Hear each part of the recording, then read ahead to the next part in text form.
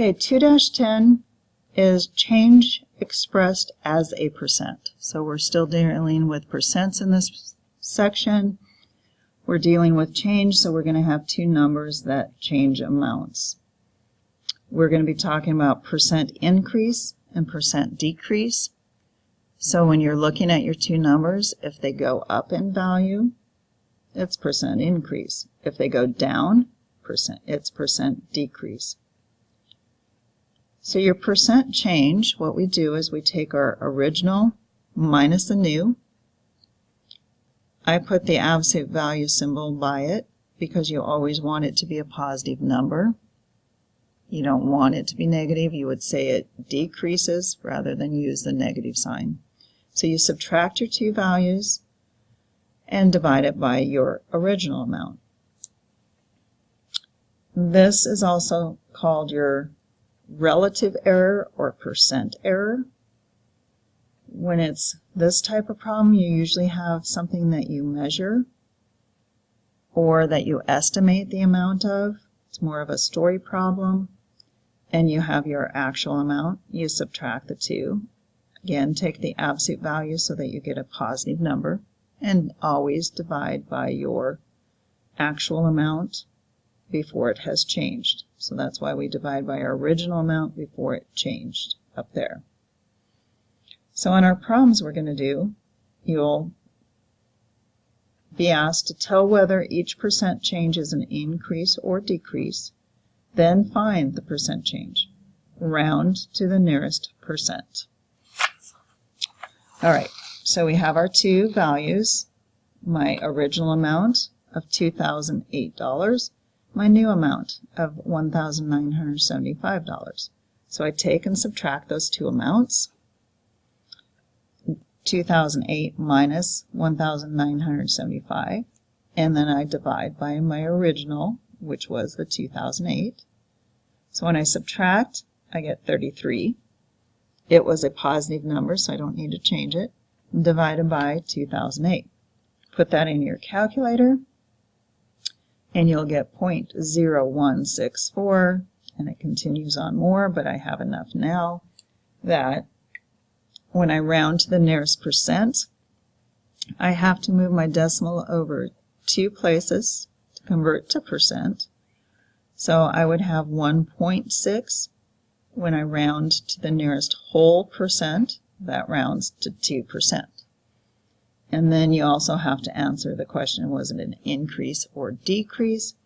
I went from 2,000 down to 1,975, so it was a decrease of 2%. And you've done the problems. When it asks for percent error, it's the same way. When it's percent increase, same way. Okay, the other type of problem you'll have in section 210 is the minimum max possible measurement. Sometimes it's called a tolerance. If you were to work with tools and you drill a hole, they want it within a certain specification of a tolerance. So this problem, the length of an onion cell is 0.4 millimeters to the nearest tenth of a millimeter. So when you have this amount of the possible error to the nearest tenth, that's my possible error. You want to find half the allowed amount, and that's going to be your tolerance amount. So sometimes you will be given that amount plus or minus 0.25 of an inch. That's an awful big tolerance, a quarter of an inch. Okay, so sometimes it can be written like that, but in this case we have to figure it out. So we take a tenth of a millimeter and we cut it in half. So if you have 10 cents, what's half of 10 cents? It's not going to be 0.5 because that's 50 cents.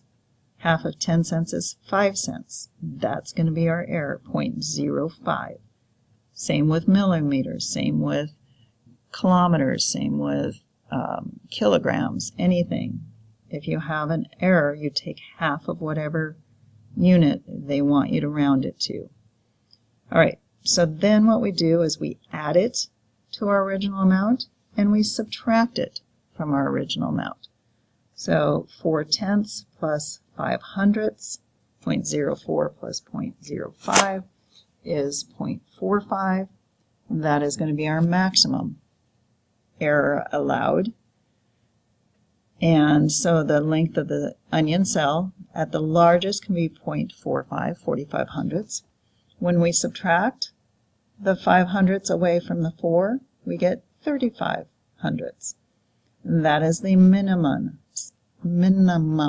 size of that onion cell. That's the smallest it can be. So when you measure it, it should be anywhere between 0.35, it's going to be less than the 0.45. So your values of x, the values that you're looking for, are in that range between 0.35 and 0.45. Now you have all your examples, and you can start your homework.